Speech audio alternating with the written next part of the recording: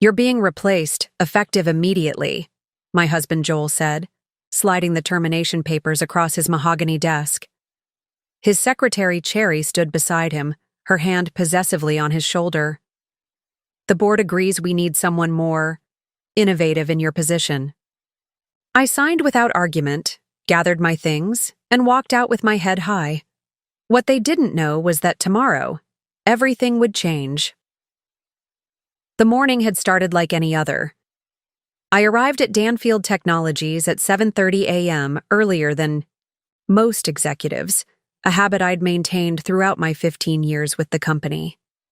Before we jump back in, tell us where you're tuning in from, and if this story touches you, make sure you're subscribed, because tomorrow I've saved something extra special for you. The headquarters, a sleek glass building in downtown Seattle, had always felt like a second home. I'd watched it grow from a modest 3-story office to the 12-floor monument to innovation it was today. In many ways, my life story was etched into its walls.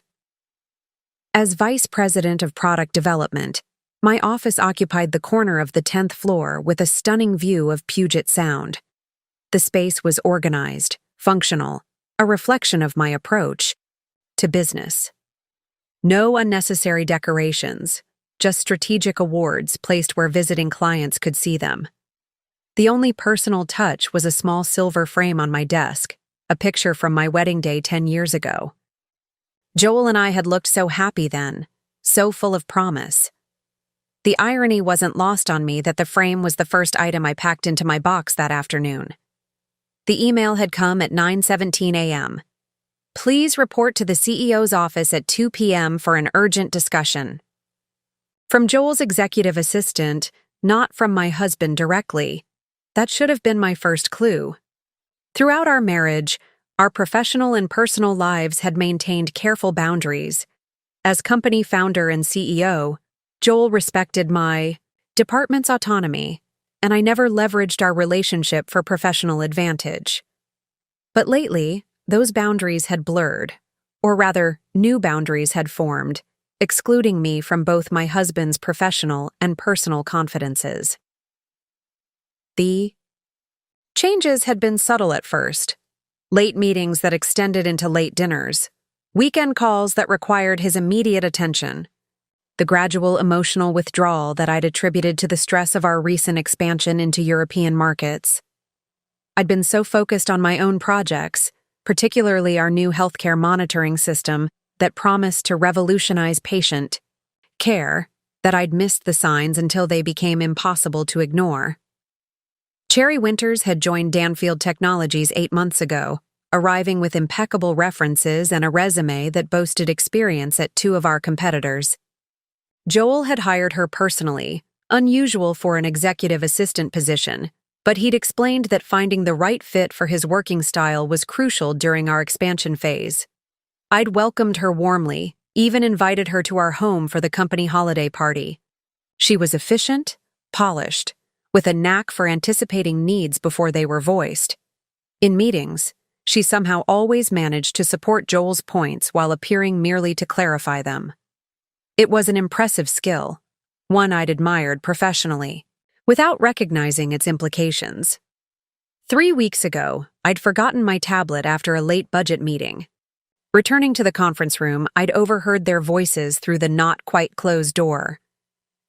"The board members are aligned," Cherry's voice, intimate in a way that made my stomach clench. "Tobias and Lucian are completely on your side. We just need to handle the domestic situation."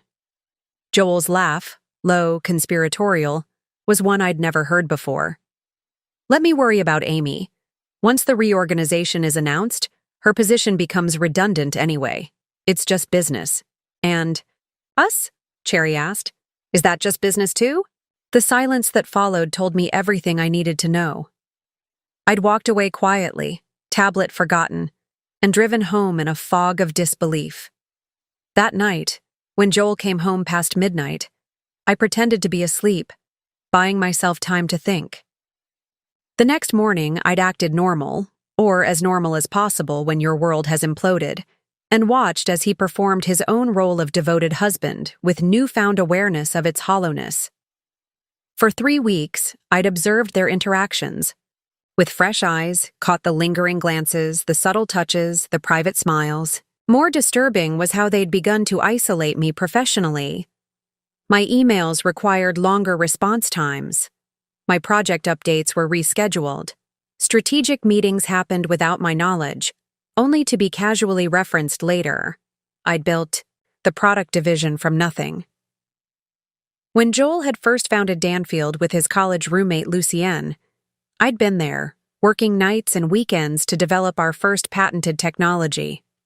I wasn't just the founder's wife. I was an engineer, with 2 master's degrees and a vision for healthcare technology that had shaped our company's most profitable division. Yet there I sat at 2 p.m., across from my husband of 10 years, while he clinically outlined why my services were no longer required. "The company is moving in a new direction," Joel explained, his blue eyes never quite meeting mine. The gold wedding band on his left hand caught the light as he gestured. "The board feels your division has become too cautious, too focused on refinement rather than innovation." Cherry stood slightly behind him, tablet in hand, the picture of professional detachment. Only the faintest smile at the corner of her mouth betrayed her satisfaction. "The severance package is generous," she interjected, sliding another document forward. 3 months' salary, extended benefits, and of course your basic stock options remain intact. Basic stock options, not my executive options, which would be forfeited upon termination. I understood the distinction immediately. "Who will be taking over product development?" I asked, my voice steadier than I expected. Joel cleared his throat. "We're promoting Melissa from within. She has some exciting ideas for the division's future." Melissa Wells. My deputy for 2 years, talented but impulsive, and apparently more aligned with the company's new direction than its actual architect. See? I signed the termination agreement without reading it fully, a calculated move that would prove advantageous later. "Will that be all?" Joel seemed thrown by my composure. He'd expected tears, perhaps, or anger. Cherry's triumphant expression faltered slightly. "Security will escort you to clear out your office," she said, pressing the intercom to summon them. I stood, smoothing my charcoal skirt. "That won't be necessary. I know my way around after 15 years. As I gathered my few personal belongings, under the awkward gaze of my team, most avoided eye contact. Some looked genuinely distressed. Florian, my lead engineer, approached under the pretense of helping with my box. "This isn't right," she whispered. "The healthcare project is weeks ahead of schedule. Your leadership metrics are the best in the company." I gave her a small smile. "Sometimes business decisions aren't about metrics, Florian." As I walked through the open office toward the elevator, I felt the stares of colleagues who had just witnessed the unceremonious fall of a founding executive. The silence was deafening, broken only by the rhythmic click of my heels on the polished concrete floor.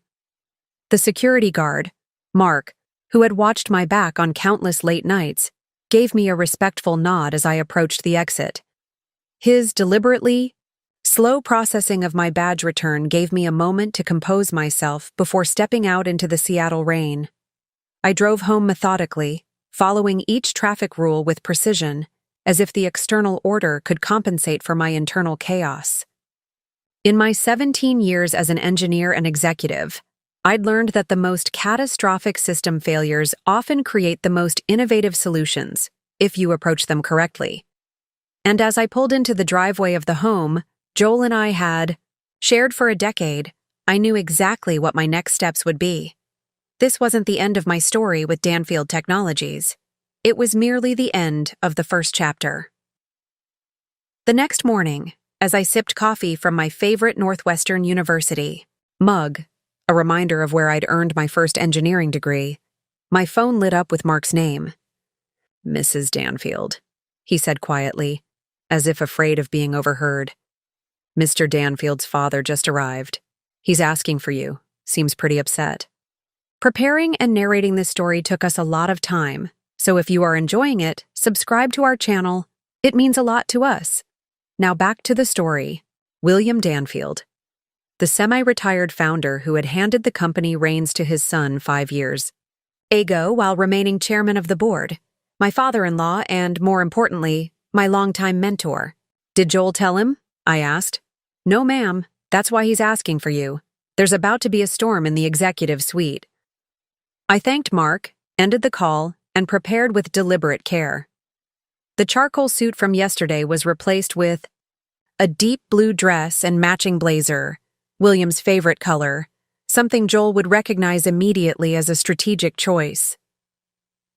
40 minutes later, I walked back into Danfield Technologies. The security desk waved me through despite my deactivated badge, William's authorization overriding yesterday's dismissal. The executive floor was eerily quiet when I stepped off the elevator, the administrative staff studiously focused on their screens, avoiding eye contact. I could hear William's voice before I rounded the corner to Joel's office, a controlled thunder that reminded me why Danfield Technologies had thrived under his leadership for 2 decades. You did what? I paused, allowing the confrontation to unfold without my presence. Dad, this was a board-approved restructuring. Joel's voice lacked its usual confidence. Amy's division has been underperforming against projections. That's objectively false. William's retort was immediate. I read the quarterly reports. Product development is the only division exceeding its targets. Cherry's voice interjected, smooth and placating. Mr. Danfield, if I could just share the analysis we prepared for the board. And you are?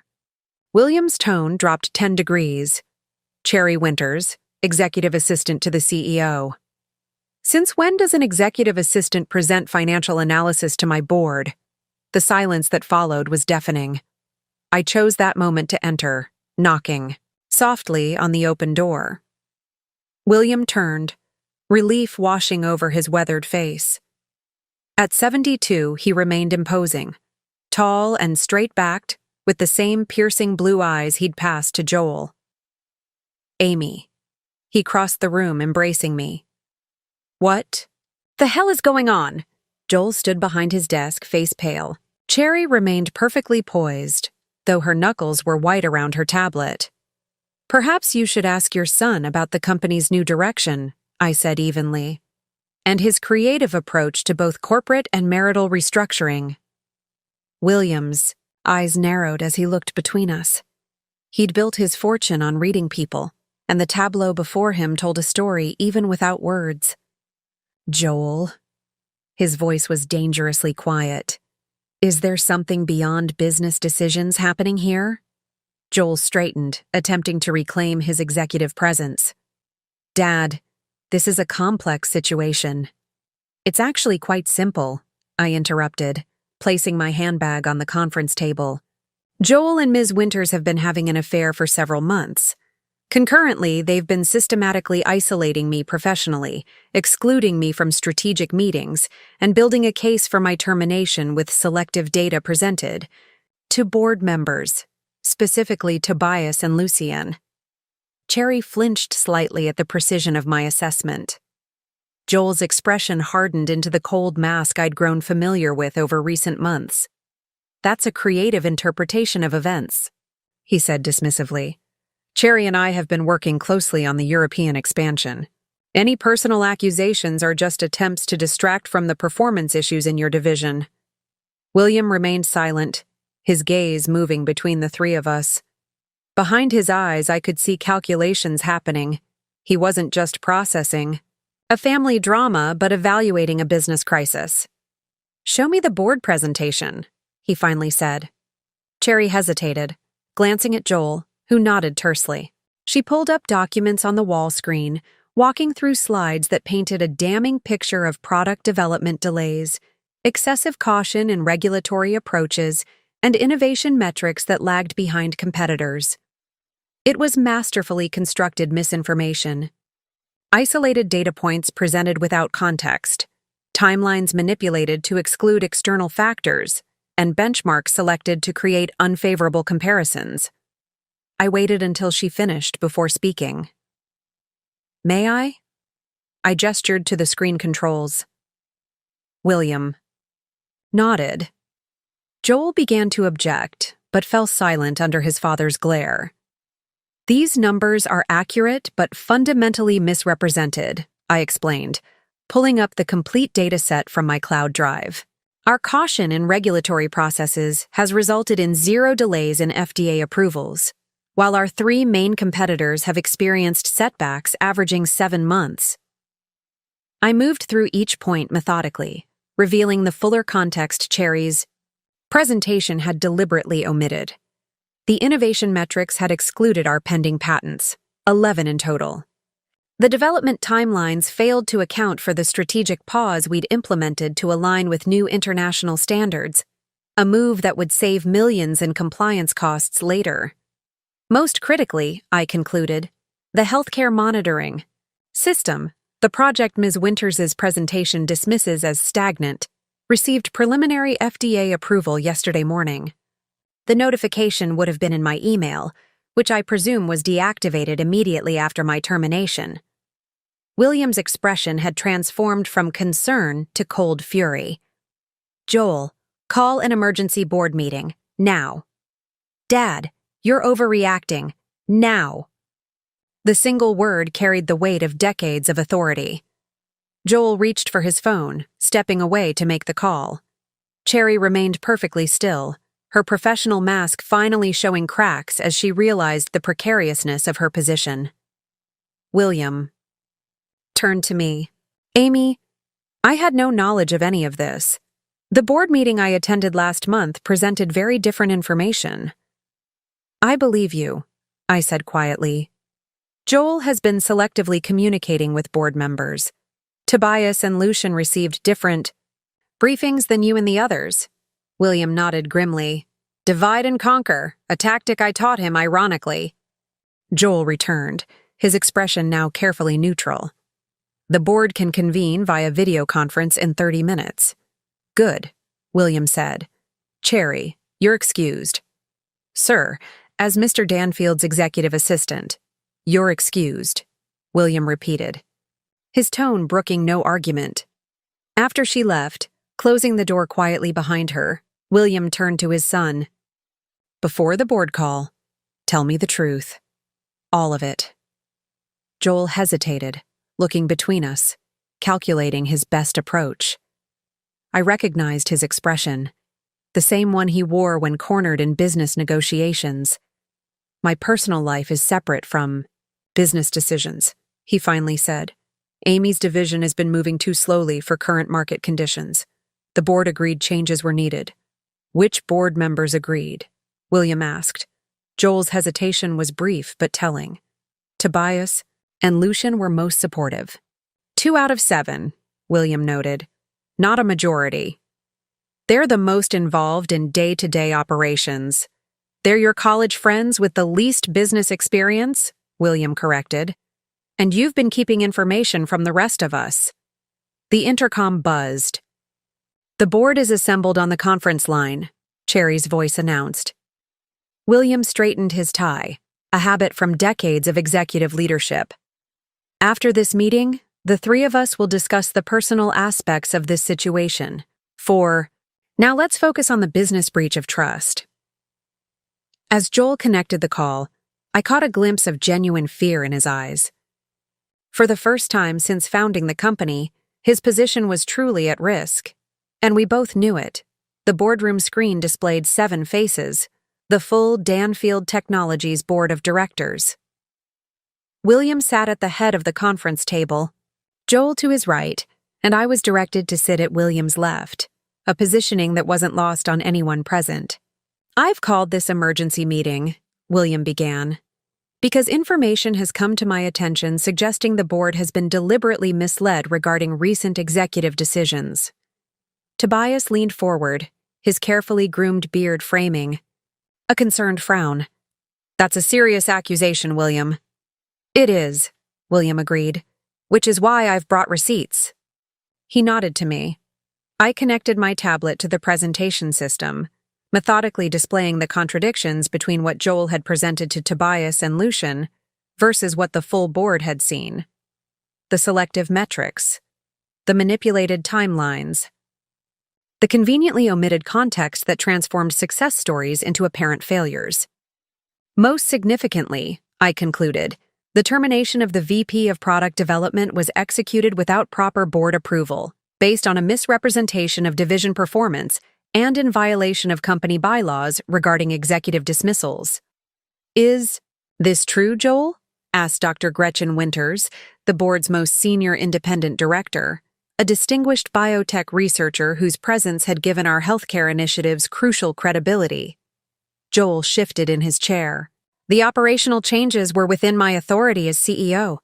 I consulted with board members most familiar with our market challenges. You consulted selectively, William corrected, with your two closest friends on the board. Lucian's face reddened. We acted in the company's best interest based on the information provided. Information that was deliberately incomplete, I interjected, displaying side by side the presentations Joel had given to different board members. The room fell silent. As the evidence mounted, then William reached into his briefcase and withdrew a worn leather portfolio, placing it on the table with deliberate care. There's something else the board should know, he said, his voice suddenly quieter. Something I've kept private at Amy's request for the past 15 years. Joel looked at the portfolio, then at his father with confusion. I recognized it immediately. The original investment agreement, with its distinctive leather binding that Melissa, my college roommate, and now a senior partner at Blackwood Legal, had insisted on using for documents of historical significance.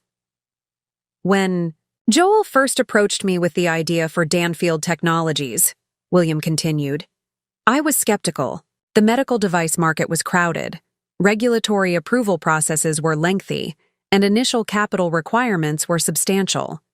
He opened the portfolio, removing a document with signatures still clearly visible after 15 years.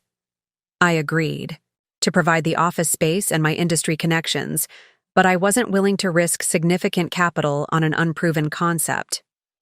The initial funding, $1.7 million in seed capital, came from another source. Joel's confusion deepened. You took out a personal loan. You told me. I told you what you needed to hear at the time, William interrupted.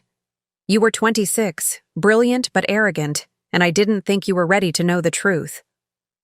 William slid the document toward the center of the table where the camera could capture it for the remote board members. The initial capital investment for Danfield Technologies, the money that funded our first 3 years of operations, our initial patent applications, and our prototype development, came from Amy. The boardroom fell silent. On screen, the directors leaned closer to their cameras, attempting to read the document. That's impossible, Joel finally said. Amy didn't have that kind of money when we met. I didn't when we met, I confirmed, speaking directly to the board rather than to Joel. But 2 months before Joel approached William with his business plan, my grandfather passed away. He left me his entire estate, the proceeds from selling his semiconductor components company to a major tech firm. Joel stared at me, disbelief etched across his face. You never told me. I did, I corrected him. On our third date, I mentioned inheriting money from my grandfather. You were so focused on pitching your business idea that you nodded and continued talking about adaptive healthcare interfaces. William picked up the thread. When Joel couldn't secure outside investment, I approached Amy privately.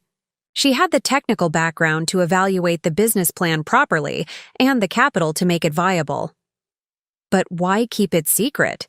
Tobias asked, his earlier defensiveness now replaced with confusion. I met his gaze through the screen. William, and I agreed it would be better for the company culture and for Joel's leadership development if employees saw him as the visionary founder rather than someone who married into his financing. The original agreement, William continued, pointing to specific clauses in the document, granted Amy 51% ownership of Danfield Technologies, with her shares held in a blind trust administered by Blackwood Legal. I retained 30%, and Joel received 19% for his intellectual property contributions. "That's not reflected in our current shareholder documentation," said Marion Reeves, the board's financial expert, her brow furrowed. "It wouldn't be," William acknowledged. "When we took the company public 7 years ago, we restructured the ownership through a complex series of transactions. But the original agreement contained provisions that would be automatically triggered under specific circumstances." He turned another page in the contract, pointing to a paragraph marked with a red tab. Section 7.3 states that in the event of wrongful termination of any founding member, the company ownership reverts to the original distribution, with an additional 10% penalty transferred from the terminating party to the terminated party. Joel's face drained of color as the implications became clear. "As of yesterday at 2:17 p.m., William continued, when Joel terminated Amy without proper cause or board approval, the ownership structure of Danfield Technologies legally reverted to 61% Amy, 30% William Danfield, and 9% Joel Danfield. The silence that followed was absolute. On screen, the board members exchanged glances, processing the seismic shift in company control that had just been revealed. Joel finally broke the silence. "This can't be legally binding. It's been 15 years. "It is binding," interrupted Catherine Wu, the board's legal counsel, who had been reviewing the document text visible on her screen. "I recognize Melissa Blackwood's work. If she structured this agreement, it will be ironclad, particularly if the blind trust has remained continuously active, which I suspect it has." "It has," I confirmed. "The quarterly reports have been filed without interruption for 15 years. Joel turned to me, his expression shifting from shock to a calculated calm that I recognized all too well. "Amy, we should discuss this privately. There must be a reasonable solution that doesn't involve disrupting the entire company." "I agree completely," I replied, my voice steady. "Stability is my primary concern, which is why I've prepared a transition proposal for the board's consideration." As I withdrew my own folder from my bag, I caught William's slight smile. He had always appreciated strategic preparation, a value he'd instilled in me during our years of quiet mentorship. Joel wasn't just facing the end of his marriage, he was confronting the end of his unrestricted authority over the company he thought he owned. And from the calculations visibly running behind his eyes, he was finally beginning to understand just how thoroughly he had underestimated his wife. The board meeting adjourned after 2 hours of intense discussion. Joel had retreated to his office, Cherry was nowhere to be seen, and I found myself alone with William in the small executive lounge overlooking the Seattle skyline, rain streaking the floor-to-ceiling windows. "You've had that transition plan, ready for some time," William observed, not a question but an acknowledgement. I nodded, watching droplets race down the glass. "Since I overheard them 3 weeks ago." "Always prepared," he said with a sad smile. "I wish my son had inherited that quality." The rain intensified, mirroring the storm we'd just weathered in the boardroom. My mind drifted back 15 years to another rainy day, the one that had set this entire journey in motion. I was 25, fresh from completing my second master's degree in biomedical engineering, grieving my grandfather's unexpected death while simultaneously trying to manage the substantial inheritance he'd left me. Harold Emerson had built Emerson Precision Components from nothing, turning his garage workshop into a respected supplier for medical device manufacturers. "You have your grandfather's mind for innovation and your grandmother's head for business," he'd told me during our last lunch together. "Don't let anyone convince you otherwise." 2 weeks after his funeral, I attended the Seattle Medical Innovation Conference, seeking direction. The inheritance, nearly $2 million after taxes, felt like both opportunity and burden. My grandfather had expected me to do something meaningful with it. Joel Danfield stood out immediately among the presenters. Tall, confident, with striking, blue eyes and boundless enthusiasm about adaptive healthcare interfaces that could revolutionize patient monitoring. His technical presentation was flawed but visionary, someone who could see the destination clearly but hadn't quite mapped the journey. I approached him afterward with questions, pointing out the technical challenges his proposal hadn't addressed. Rather than becoming defensive, he'd listened intently, asked insightful follow-up questions, and finally invited me to continue the discussion over coffee. One coffee became dinner. Dinner became regular meetings where we sketched possibilities on napkins and notebook pages. Joel had the market vision and entrepreneurial drive. I had the technical expertise to refine his concepts into workable systems. My father thinks I'm being too ambitious, he confided one evening. 3 months into our professional collaboration and budding romance. He's offered office space in his building but won't commit significant capital. Says the medical device market is too risky for a startup without substantial backing. We were in my apartment, surrounded by technical papers and takeout containers. It was the first time I'd seen Joel's confidence falter. How much would you need to get started? I asked. Realistically, for the first 3 years. The number he quoted, 1.7 million, represented almost the entirety of my inheritance. It was reckless, perhaps, but I believed in the technology. More dangerously, I was beginning to believe in him. I might know an investor, I said carefully. Joel looked up eagerly. Who? I hesitated, uncertain whether to reveal the truth. We were still getting to know each other, still navigating the complex intersection of personal and professional. Let me make some calls, I deflected. The next day, I contacted Melissa, my former roommate who had just joined Blackwood Legal's business division. She listened to my plan with increasing alarm. You want to invest your entire inheritance in your new boyfriend's startup? She summarized bluntly.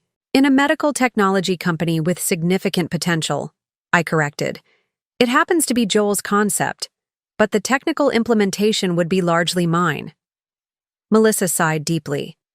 If you're determined to do this, at least let me structure it properly. Full investment protection, board representation, anti-dilution provisions, and specific performance clauses. She insisted on one provision that seemed excessive at the time. If any founder is terminated without cause, ownership reverts to original percentages plus a 10% penalty from the terminating party. That seems unnecessarily punitive, I'd objected. Melissa fixed me with her stern lawyer gaze. Amy, I've seen too many founders pushed out of their own companies once they've served their purpose. You're not just dating this guy. You're entrusting him with your future. We need to ensure you're protected. Agreed, but requested an unusual modification. I want my investment held through a blind trust. Joel shouldn't know it's coming from me. Her eyebrows shot up. Why? He needs to prove himself as a leader, I explained. If everyone knows his girlfriend financed the company, it undermines his authority. And if our relationship doesn't work out... Fair point, she conceded. I'll structure it so your identity as the principal investor is known only to the trust administrators and whoever else you designate. I designated only William Danfield, whom I approached privately before presenting the final proposal to Joel.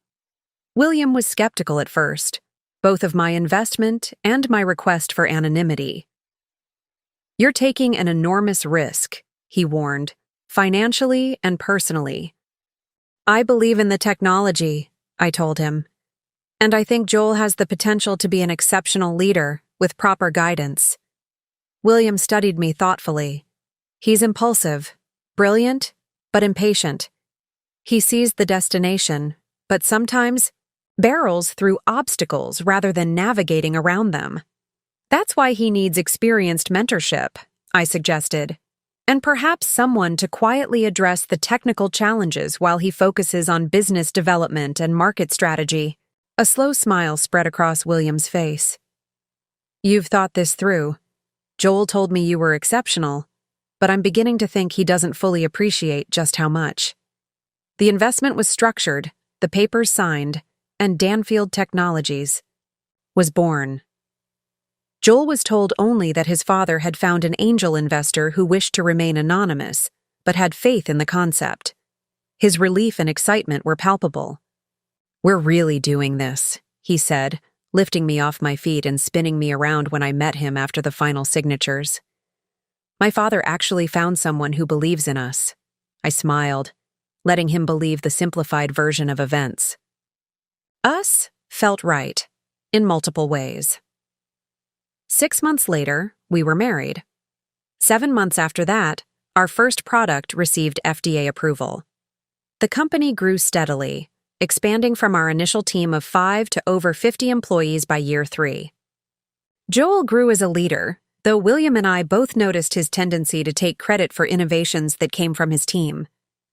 "He needs to learn to elevate others," William commented during one of our private mentoring sessions, meetings Joel assumed were simply father-in-law and daughter-in-law bonding time. "He's still maturing as a leader," I defended, though I'd noticed the same pattern. "Perhaps," William said thoughtfully, "but sometimes people reveal their character when they think no one important is watching." As I gazed out at the rain-washed Seattle skyline 15 years later, William's words echoed with painful clarity. Joel had indeed revealed his character, not just in his affair with Cherry, but in how quickly he'd discarded the wife who had made his success possible. "What will you do now?" William asked, breaking my reverie. I turned from the window, my reflection resolute in the glass. "Exactly what I outlined in the transition plan. The company needs stability, not revenge." William nodded approvingly. "And Joel?" "That," I said quietly, "is a separate matter entirely." Everything changed 8 months ago. The quarterly board meeting had just concluded successfully. Our healthcare monitoring system had entered final stage clinical trials. The European expansion was proceeding on schedule, and our stock had reached an all-time high. Joel and I hosted a small celebration at our lakeside home, inviting the executive team and board members to mark the company's continued success. William was the last to leave, lingering on our deck overlooking Lake Washington as the sunset painted the water copper in gold. 15 years, he mused, swirling the remains of his scotch. "Remember when we were working out of 2 rooms in my building? Joel selling the vision while you stayed up all night fixing the technical specifications?" I smiled, remembering those early days of adrenaline and possibility. "We've come a long way." "Indeed." William's expression grew serious. "Which is why I've made a decision." Something in his tone made me set down my wine glass. "What kind of decision?" "It's time for me to step back from active board participation, not resign entirely, but reduce my involvement to quarterly oversight." "William," he raised a hand. "I'm 72, Amy. Margaret and I want to travel while we still can. The company is stable, profitable, and in good hands." He looked toward the house where Joel was saying goodbye to the last guests. "It's time for the next generation to fully take the reins." I understood his reasoning, but something about the timing felt wrong. "Have you told Joel?" "Not yet. I wanted your perspective first." William always had a gift for seeing beneath the surface. "You've been concerned about something lately, I can tell." I hesitated. My worries were still formless, subtle shifts in Joel's behavior, small decisions that prioritized short-term gains over long-term stability, a growing impatience with regulatory caution, nothing concrete enough to justify alarm. "It's probably nothing," I said finally. "The usual stresses of growth." William studied me carefully. "Remember what I taught you about inflection points in business. They're rarely dramatic explosions, usually just quiet moments where paths diverge." 2 days later, William collapsed during his morning jog. The diagnosis came swiftly, a mild heart attack, not life-threatening, but serious enough to demand lifestyle changes and a reduction in stress. Joel was genuinely shaken. William had always seemed invincible, the patriarch whose approval Joel still sought despite his own success. My husband spent hours at the hospital, reassuring his father that the company would be fine, that he should focus on recovery. Dad's stepping back completely, Joel informed me as we drove home from the hospital. Doctor's orders. No board duties, no consulting, nothing business-related for at least 6 months. I glanced at him, surprised by the note of opportunity beneath his concern. That seems extreme for a mild heart attack. Joel shrugged. Doctor thinks the board responsibilities are particularly stressful for him, all those performance metrics and quarterly expectations. He tapped the steering wheel, thoughtfully. It's for the best. Dad needs to relax. And honestly, the board could use some new perspectives. That conversation marked the beginning of subtle but significant changes at Danfield Technologies. Within weeks, Joel had nominated Tobias and Lucienne for expanded board roles, creating an executive committee that could make decisions without full board approval for the sake of operational efficiency. The remaining board members, concerned about William and trusting of Joel, approved the measure with minimal discussion. Cherry Winters was hired shortly after. Her arrival coincided with the restructuring of the executive support team, a seemingly routine organizational shift that resulted in my own assistant being reassigned and communication increasingly filtered through Cherry. She's streamlining our executive processes, Joel explained when I questioned the changes. We've gotten too bureaucratic as we've grown. Initially, I saw no reason for concern. Cherry was undeniably efficient, and Joel seemed energized by the organizational refresh. Our marriage, which had settled into comfortable familiarity after 15 years, even experienced a brief renewal as Joel's enthusiasm spilled over into our personal life. But within 3 months, the pattern became clear. Executive meetings were rescheduled when I was traveling for the European expansion. Decision. Documents arrived for my signature with abbreviated review periods. Financial reports for my division contained subtle discrepancies that required time-consuming verification. I think Joel's assistant is deliberately making my job more difficult, I confided to Florian, my lead engineer, after discovering a critical test report had been misplaced before a regulatory submission. Florian looked uncomfortable. There are rumors, she admitted reluctantly. What kind of rumors? About Joel and Ms. Winters. People have noticed late meetings, business trips scheduled simultaneously. She hesitated. And the way she looks at him in meetings isn't exactly professional. I'd dismissed the rumors, not because I didn't believe them possible, but because my focus remained on the healthcare monitoring system, our most promising product in years, one that could help millions of patients with chronic conditions. The technical challenges and regulatory hurdles demanded my full attention. That singular focus became my blind spot. By the time I overheard Joel and Cherry in the conference room 3 weeks ago, the groundwork for my removal had been methodically laid for months. My isolation within the company had been so gradual that I'd adapted to each change without recognizing the pattern. It started with my father's heart attack, I explained to William as we sat in the executive lounge. That gave Joel the opportunity to restructure the board. William nodded grimly. I suspected something was happening, but Margaret insisted I maintain distance for my recovery. My doctor was quite adamant about stress reduction. His eyes narrowed. Though I now wonder if my doctor received some coaching about my condition's severity. The thought hadn't occurred to me. You think Joel influenced your medical advice? Joel plays golf with Dr. Richardson monthly. I'm not suggesting anything explicit, but emphasizing concerns about my cardiac stress levels would have been simple. Enough? William sighed heavily. I gave him too much leeway, trusted him to honor what we built. I stared out at the rain, thinking about the systematic way Joel and Cherry had constructed their narrative. The manipulated performance metrics, the strategic isolation, the carefully curated board communications. It wasn't impulsive, I realized aloud. Joel didn't just succumb to an attraction to his assistant. This was calculated, They were building toward something. William's expression darkened. The European acquisition. North Star Medical approached us 3 months ago about a potential merger. I advised Joel to proceed cautiously, ensure our intellectual property was properly valued.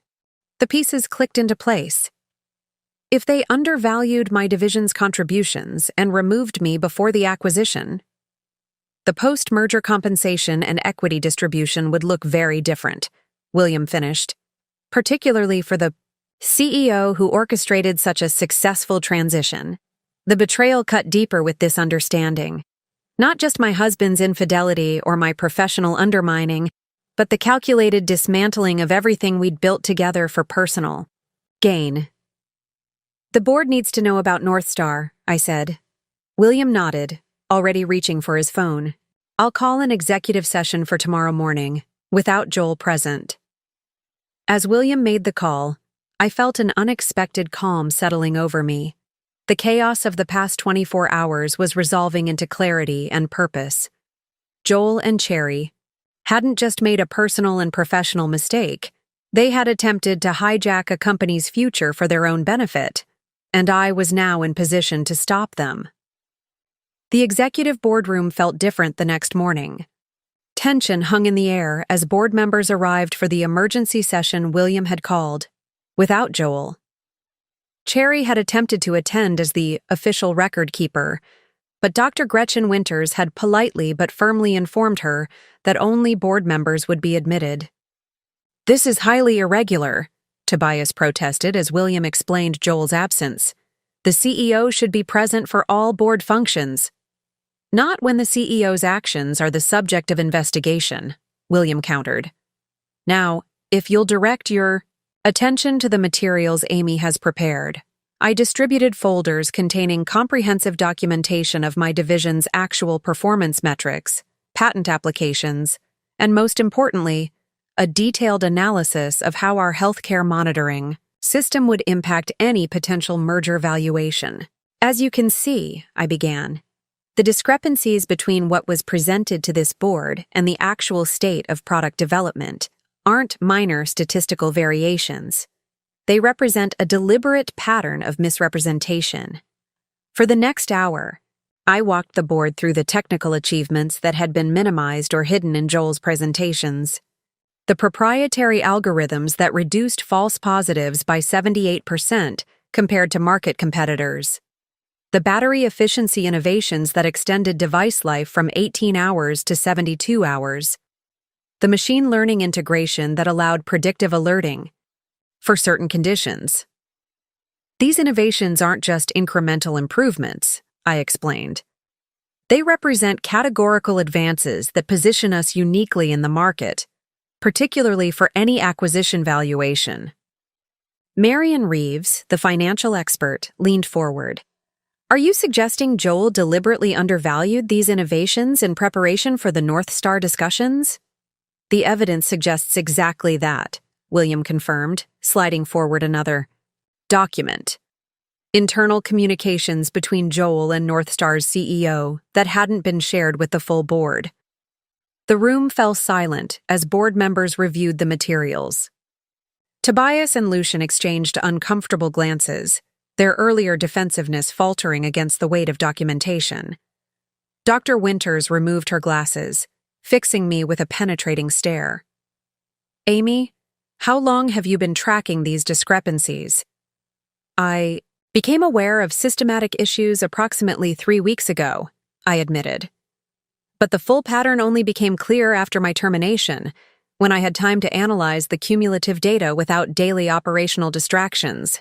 What's remarkable," William added, "is that Amy was able to accomplish all of this technical innovation while being increasingly isolated from company resources." I hadn't planned to share the next part, but William's comment opened the door. I connected my personal tablet to the display system, entering a secure password. "What I'm about to show you has never been shared with the executive team," I began. 3 years ago, I became concerned about our vulnerability to both competitive intelligence and potential internal documentation manipulation. The screen displayed a secure development environment, a parallel system where I had maintained independent records of all product development activities, secured behind encryption that even our IT department couldn't access. I created a shadow documentation system, I explained, mirroring all official records but secured independently. Every test result, every regulatory submission, every patent application, all verified and preserved with blockchain authentication to prevent tampering. Tobias stared at the screen in disbelief. You've been running a parallel system for 3 years? Without authorization? Without Joel's knowledge, I corrected. The system was implemented using my executive discretionary budget, fully documented, in quarterly financial reports, though the specific purpose was classified under enhanced security protocols. William couldn't suppress a small smile. A distinction Joel clearly missed in the financial reviews he claimed to conduct so thoroughly. I navigated through the system, showing how it had captured every attempt to access, modify, or duplicate our proprietary information, including unauthorized access attempts from Cherry Winter's credentials to restricted product development servers. On 7 occasions in the past 3 months, I noted, displaying the access logs, someone using Ms. Winter's login attempted to access confidential test data for our healthcare monitoring system. Each attempt was flagged by my security protocol and fed false information while preserving the authentic data securely. Dr. Winters leaned back, visibly impressed. So while Joel thought he was presenting manipulated data to us, he was actually presenting manipulated versions of already falsified data, I finished. The authentic performance metrics remained, secure and verifiable. The revelation transformed the atmosphere in the room. Board members who had initially seemed skeptical now looked at me with new appreciation, and no small amount of concern about what other capabilities I might have kept hidden. There's more, I continued, bringing up a different screen. 4 months ago, when Joel began excluding me from the European expansion discussions, I initiated my own independent research into potential acquisition targets and competitors. The display showed a comprehensive analysis of the European medical device market, including detailed profiles of key players, particularly Northstar Medical. Northstar has been pursuing an acquisition strategy focused on proprietary patient monitoring technology, I explained. They've approached 3 other companies in the past 2 years with similar profiles to ours. In each case, they identified and removed key technical leadership before finalizing terms. Marion's eyes widened as she examined the pattern. They systematically undervalue the technical innovations by removing the people who understand their true market potential. Precisely, I confirmed. And in each case, they had inside assistance, usually from ambitious executives who received substantial compensation packages in the post-acquisition organization. The implication hung in the air, unmistakable. Joel hadn't just betrayed me. Personally, he'd been manipulated into potentially undervaluing the company's crown jewels for his own gain. The question, William said quietly, is how Joel became vulnerable to this approach. I hesitated, uncomfortable with the personal aspect of the situation, despite everything that had transpired. I believe Cherry Winters was hired specifically to facilitate this strategy. Her previous employment history includes 2 companies that were acquired under similar circumstances. Displaying another document, I showed Cherry's complete employment history, more extensive than what had appeared in her official Danfield resume. She had worked briefly for both companies Northstar had previously acquired, departing shortly after each acquisition. "You've been investigating all of this while still running your division?" Lucien asked, the first time he'd spoken during the presentation. "I sleep 4 hours a night," I replied simply. "A habit from our startup days that I never abandoned." William nodded confirmation.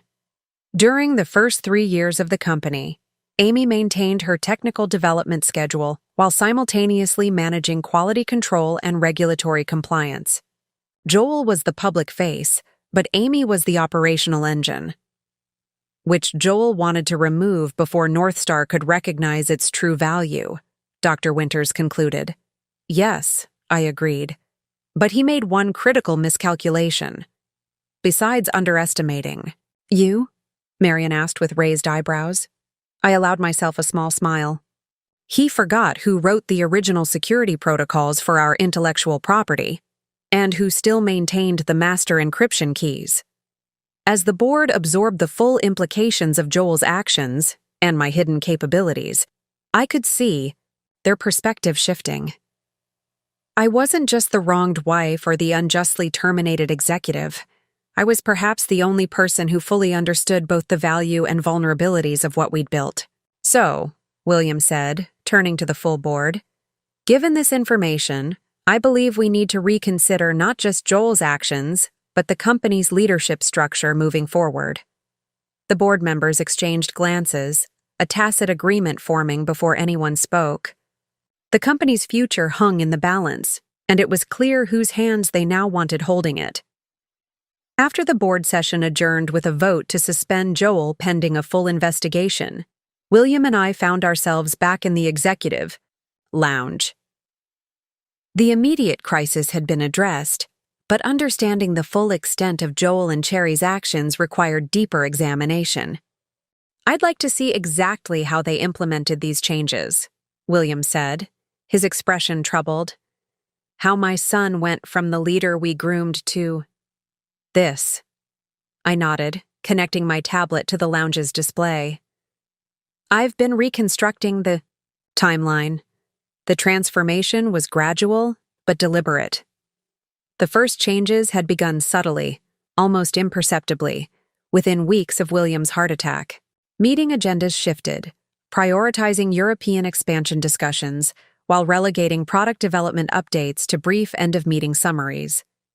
Joel introduced a new streamlined reporting structure that routed all executive communications through his office, ostensibly to protect William from stress during his recovery.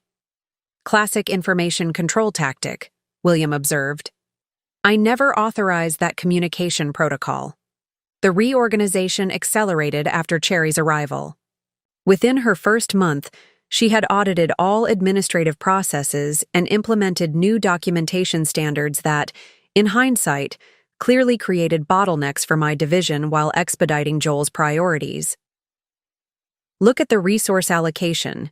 Shifts, I said, displaying a chart tracking departmental budget adjustments over the previous 6 months. The pattern was unmistakable. Systematic reductions to product development's research budget, initially small enough to appear as normal operational adjustments. Corresponding increases to market expansion and executive operations, the latter a new cost center Cherry had, created that reported directly to Joel. She established a shadow executive team, I explained, showing the organizational chart changes. These 6 new positions, all reporting to executive operations rather than their functional departments. William leaned closer, examining the names. I don't recognize any of these people. That's because they're all recent hires with connections to Cherry. This one, I pointed to a market strategy director, is her former colleague from North Star's previous acquisition. This one is her business school classmate. This one appears to be her cousin, based on social media connections my security system flagged. I brought up another document, a comprehensive audit of company expenditures since Cherry's arrival. The data revealed a disturbing pattern. Significant increases in business development travel, always with Joel and Cherry attending together. Expensive client dinners with minimal documentation of attendees. A new executive retreat property, leased in the San Juan Islands, used only twice, both times by Joel and Cherry for strategic planning sessions. They were systematically diverting company resources while building their power base, I explained. Meanwhile, watch what happened to our core innovation teams. The next slide showed staffing changes in product development. Experienced engineers, reassigned to special projects that never materialized. Key team leaders replaced with less experienced personnel recommended by Cherry. Critical quality control positions left unfilled after resignations, positions that required Joel's approval to restore. Florian was the only senior technical leader who remained, I noted, and only because she threatened legal action when they tried to relocate her to our Minneapolis office. William shook his head in disbelief. The board never approved these organizational changes. They were executed through a series of seemingly unrelated tactical decisions, never presented comprehensively, I explained. Classic salami tactics, thin slices that don't look significant in isolation. The most disturbing evidence came from the product roadmap changes. Joel and Cherry had gradually shifted development priorities away from the healthcare monitoring system toward flashier but less substantive features that would appeal to Northstar's consumer-focused strategy. They were repositioning our entire product strategy to align with Northstar's interests, I said, while deliberately undermining the innovations that would have given us leverage in acquisition negotiations. I displayed communications between Cherry and Melissa Wells, my former deputy who had been promoted to replace me. The messages revealed Cherry's careful coaching on which projects to emphasize and which to downplay in board presentations. Melissa was being manipulated, I noted. Cherry positioned everything as helping her succeed, while actually setting her up to devalue our most important work. William's expression darkened as he reviewed a financial impact assessment I'd prepared. These changes would have reduced our acquisition valuation by at least 30%, while significantly increasing Joel's post-merger role and compensation, I added, showing the draft term sheet that had been buried in Cherry's encrypted files, which my security system had quietly archived. The document outlined a post-acquisition structure that eliminated most of Danfield's executive leadership, but created an expanded role for Joel as Northstar's Chief Innovation Officer, with a compensation package nearly triple his current one. Cherry would have become Senior VP of Integration, I noted, pointing to the relevant section, a newly created position reporting directly to Joel, with significant equity incentives. The picture was now complete. A systematic dismantling of the company's true value centers, consolidation of power under Joel and Cherry, and preparation for a severely undervalued acquisition that would nevertheless reward them handsomely. The damage to the company would have been incalculable, William said quietly. Not just financial, but to our entire innovation culture. I nodded, pulling up staff satisfaction surveys that showed morale in steep decline across all departments except executive operations. Employee turnover had increased 34% in the past 6 months, with exit interviews citing changing company values and leadership concerns as primary reasons. The most valuable members of my team were already updating their resumes, I said. Florian told me this morning that they had a suicide pact. If I didn't return within 30 days, the entire core development team planned to resign simultaneously. And what about the actual products? William asked. Beyond the valuation impact, how did these changes affect what we deliver to patients? This was the part that troubled me most deeply. I displayed the quality metrics for our most recent product updates. While still meeting minimum regulatory requirements, the testing protocols had been abbreviated, the performance standards lowered, and the user experience compromised for faster release cycles. Joel and Cherry were trading our long-term reputation for short-term market perception, I explained. Our latest release has a 23% higher rate of non-critical errors than any previous version. They're still within acceptable regulatory parameters, but nowhere near our historical standards. William stared at the data in silence, grief and anger warring in his expression. Finally, he looked up at me, his decision evident before he spoke. We need to do more than just remove Joel from leadership, he said firmly. We need to systematically undo every change they've implemented. I nodded, already pulling up my transition plan. I've mapped out each decision point and its remedy. If the board approves my appointment, we can begin implementing corrections immediately. What I didn't say, what I couldn't yet bring myself to fully address, was how completely Joel had betrayed not just the company, but our marriage and the vision we'd built together. The professional damage could be repaired with diligent effort. The personal devastation would take far longer to process. As if reading my thoughts, William placed a hand on my shoulder. One step at a time, Amy. First, we save the company. Then you'll have space to decide what comes next for you personally. I nodded gratefully, turning back to the transition plan. The board would reconvene in an hour to vote on Joel's permanent removal and my appointment as interim CEO. There would be time for personal reflection later. For now, Danfield Technologies needed the leader it should have had all along. The boardroom door swung open with a bang as Joel strode in, Cherry half a step behind him.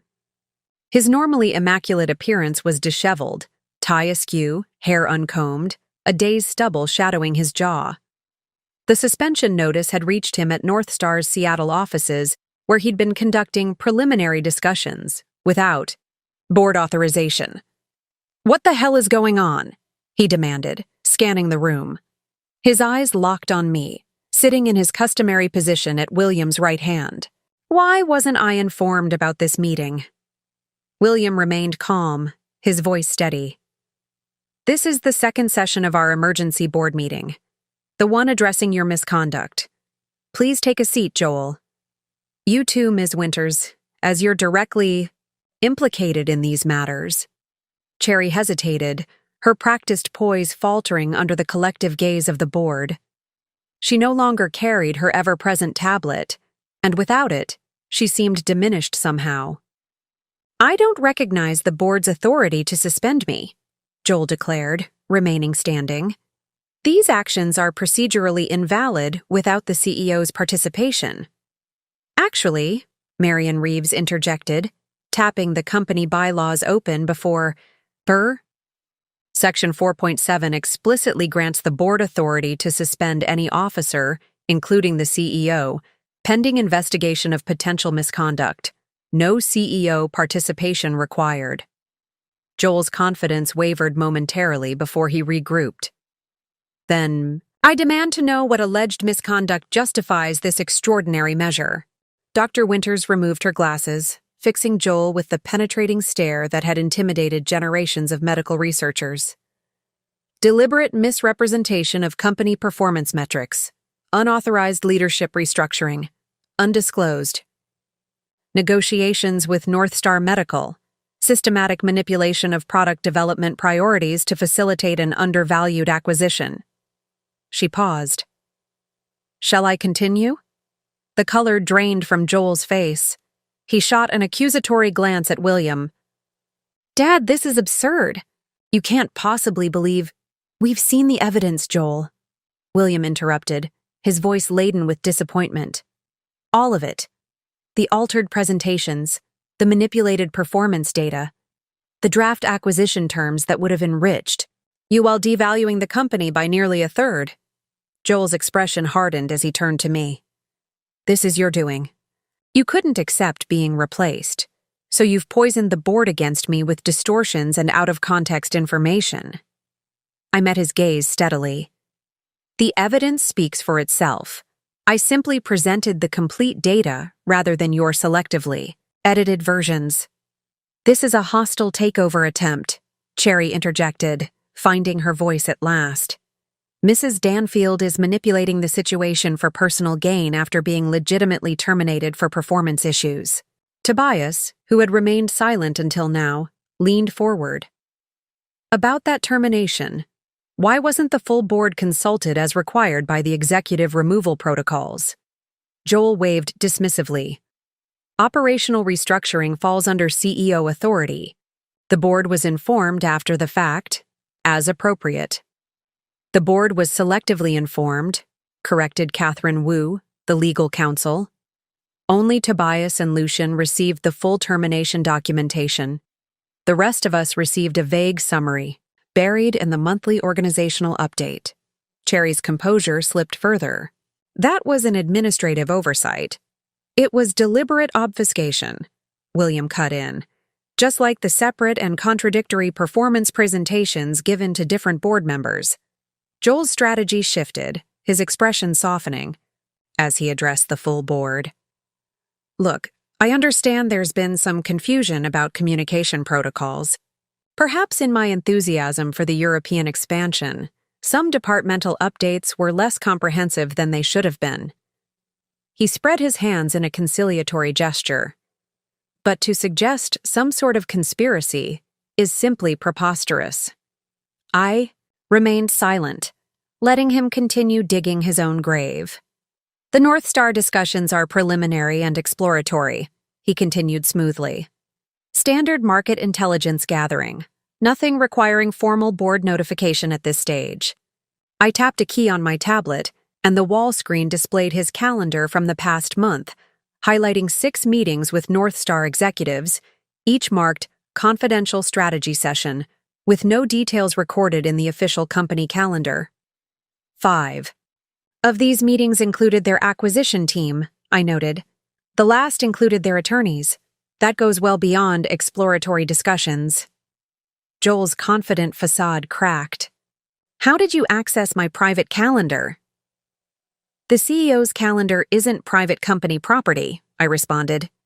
And as VP of Product Development, I had authorized access to all executive schedules for project coordination purposes, access you forgot to revoke upon my termination.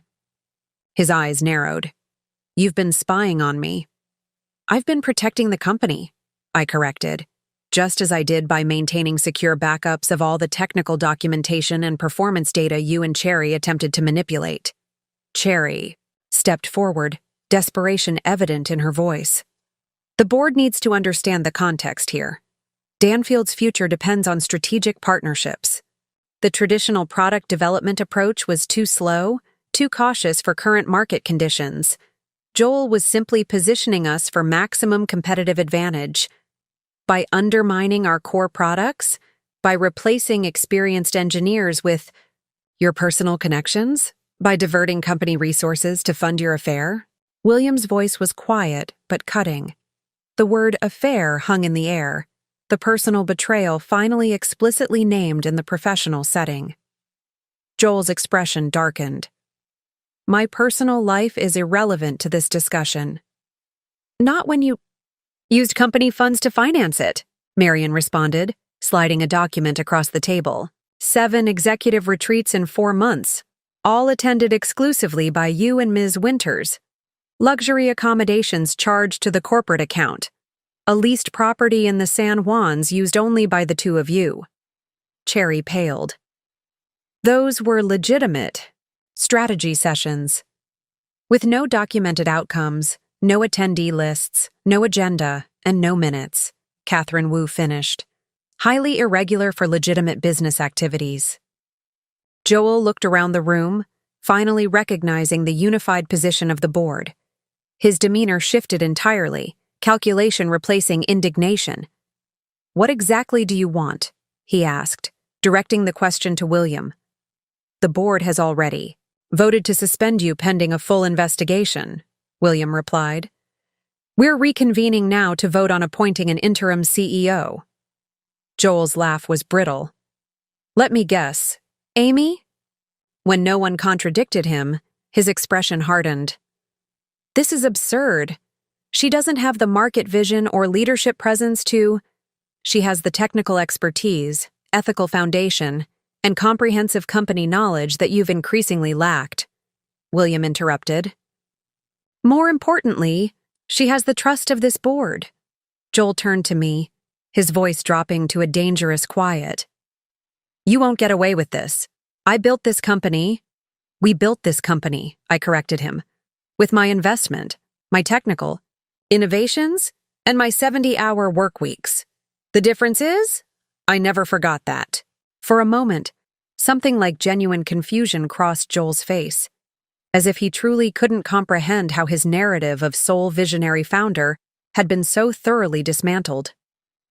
The board will now vote, William announced.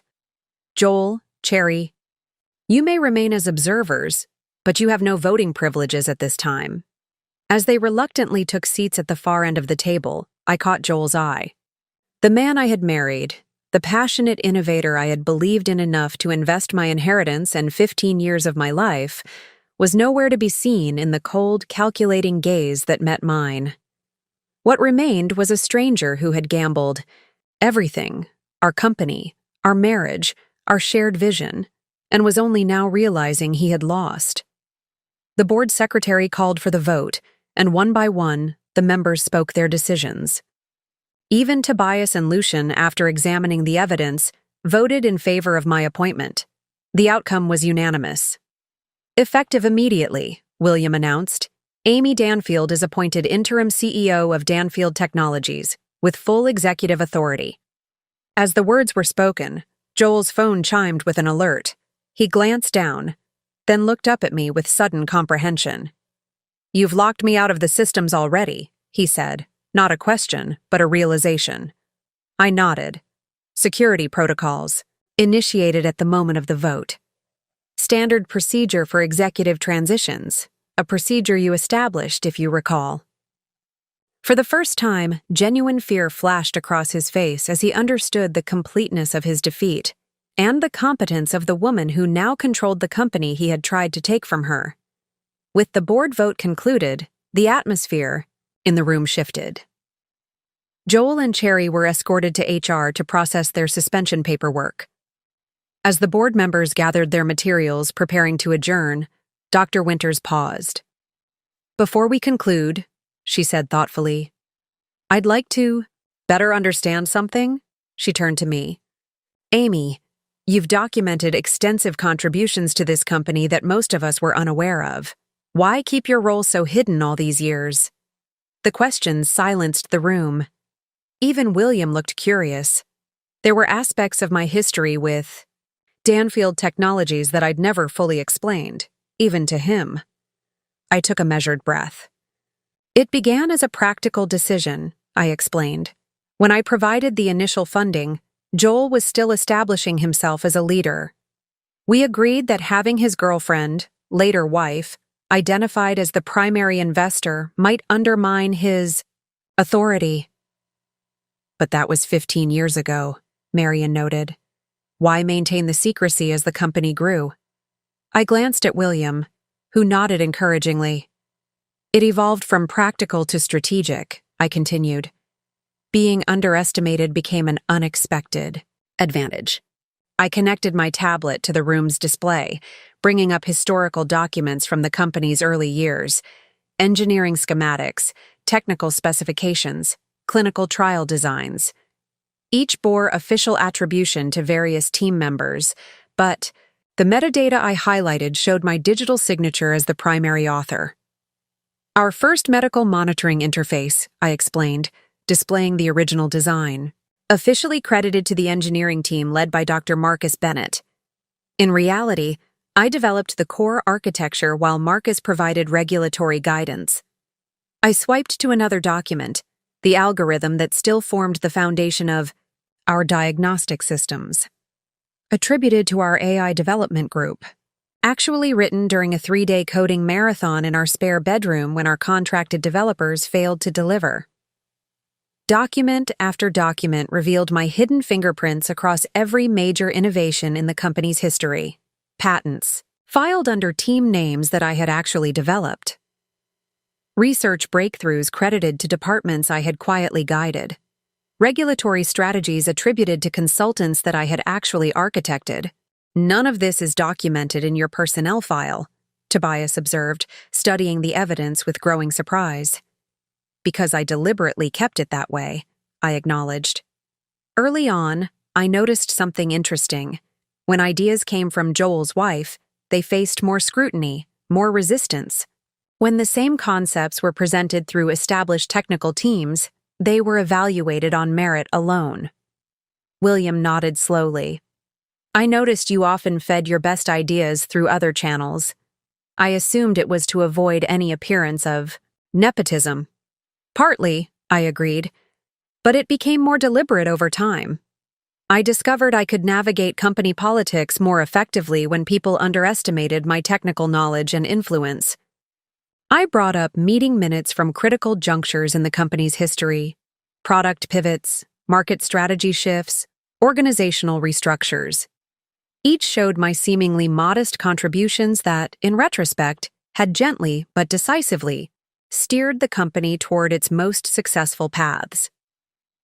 The healthcare monitoring focus that became our most profitable division, I noted, highlighting a seemingly casual comment I'd made in a strategy meeting 9 years ago. The European expansion, initiative that Joel claimed as his vision, I added, showing an email chain where I had first outlined the approach. The regulatory strategy that gave us an 18-month advantage over competitors. Dr. Winters leaned forward, fascinated. You were the invisible architect all along. Not entirely invisible, I corrected. Just selectively visible. My technical contributions were acknowledged within my division. But at the executive and board level, I allowed Joel to synthesize and present our innovations as collective achievements, or even as his own initiatives. Why? Lucien asked, genuine confusion in his voice. You had the expertise, the investment authority, the technical credibility. Why let Joel take the spotlight? I considered the question carefully. Initially, it was about making our personal and professional relationship work. Joel needed to be seen as the visionary leader, and I was content to focus on the technical challenges I found most fulfilling. I paused, recognizing a deeper truth. But over time, I realized the company actually functioned more effectively with this arrangement. Joel excelled at building market presence, inspiring external confidence, and representing our vision to investors. I was more effective ensuring that vision was technically sound and properly executed. A complementary partnership, William observed. Until it wasn't. Until Joel began believing his own carefully curated mythology, I agreed. The story we created, of his singular genius and vision, gradually became his reality, erasing my contributions even in his own mind. I displayed the organizational changes from the past 3 years, subtle shifts that had incrementally removed me from critical decision pathways while maintaining the appearance of executive inclusion. I recognized the pattern too late, I admitted. By the time I understood Joel was systematically reducing my influence, Cherry had already established her position and secured allies throughout the organization. Yet you maintained your own shadow systems all along, Marion noted. I nodded. An engineer's instinct for redundancy. I never expected to need these safeguards against Joel, but I've always believed in anticipating system failures before they occur. The room fell silent as the board members absorbed the fuller picture of my role in the company they thought they knew well. There's something I still don't understand, Tobias said finally. If you were this instrumental to the company's success, if you provided the initial capital and developed our core technology, why accept a subordinate position to Joel all these years? Why not claim the leadership role you clearly deserved? It was a question I'd asked myself many times, especially in recent weeks. The answer had evolved over time, but certain truths remained constant. Initially, it was love, I said simply. I believed in Joel's potential. I wanted him to succeed, to grow into the leader I thought he could become. Later, it became habit, a functional dynamic that served the company well. I looked around the table at the people who had just entrusted me with the company's future. But there was another factor. I genuinely preferred focusing on innovation rather than management. I enjoyed solving technical problems more than navigating corporate politics. Joel handled the aspects of leadership I found draining, freeing me to concentrate on work I found meaningful. William nodded with understanding. Until that arrangement began undermining the company itself. Exactly, I confirmed. When Joel and Cherry's actions began threatening our core innovations, our corporate culture, and our long-term viability. That's when I realized I could no longer remain in the background. Dr. Winters studied me for a long moment. You know, Amy, most people in your position would be focusing on revenge right now. Yet your transition plan is remarkably measured, focused entirely on company stability rather than personal vindication. I met her gaze steadily. Danfield Technologies has been my life's work for 15 years. I won't sacrifice its future to punish Joel, no matter how justified that might feel. The room fell silent again, the board members exchanging glances that communicated newfound respect and perhaps a touch of consternation at how thoroughly they had underestimated the woman now sitting at the head of the table. "Well," William said finally, "I believe we've selected exactly the right person to lead this company forward." He stood, signaling the meeting's conclusion. "The board stands adjourned until our regular session next week, when we'll review the interim CEO's implementation of her transition plan." As the members filed out, Catherine Wu paused beside me. "For what it's worth," the attorney said quietly, "I suspected there was more to your role than Joel acknowledged. The technical patents were too consistent in approach to have come from different sources." I smiled slightly. "There's always someone who notices the patterns." "Indeed," she agreed, "and now everyone will." My first official act as interim CEO was calling an all-hands meeting. The company's 500 employees gathered in the main atrium, anxiety visible on their faces. Rumors had been swirling since Joel and Cherry were escorted from the building by security. Standing on the small platform usually reserved for holiday celebrations and product launches, I faced the workforce, many of whom had never heard me speak in a company-wide forum before. "As you may have heard, leadership changes have occurred at Danfield Technologies," I began, my voice steady. "The board has appointed me interim CEO while Joel Danfield has been suspended pending investigation of certain management practices." Murmurs rippled through the crowd. I raised a hand for quiet. "I understand you have questions and concerns. Transparency will be a cornerstone of my leadership, so let me be clear about what's happening and why." For the next 20 minutes, I provided a measured account of the situation, the manipulation of performance data, the systematic undermining of product development, the unauthorized North Star negotiations. I omitted personal details about Joel and Cherry's relationship, focusing solely on professional misconduct. "Each department head will receive comprehensive briefing materials today," I continued.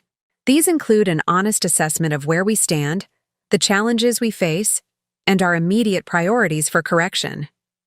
I gestured to the row of executives standing to my right, the remaining leadership team along with Florian, whom I'd sought, already appointed as acting VP of Product Development.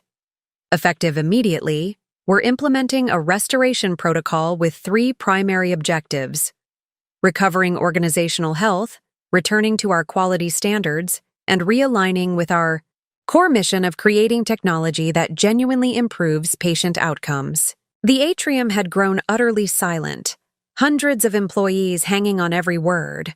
I know many of you have been working under increasingly difficult conditions.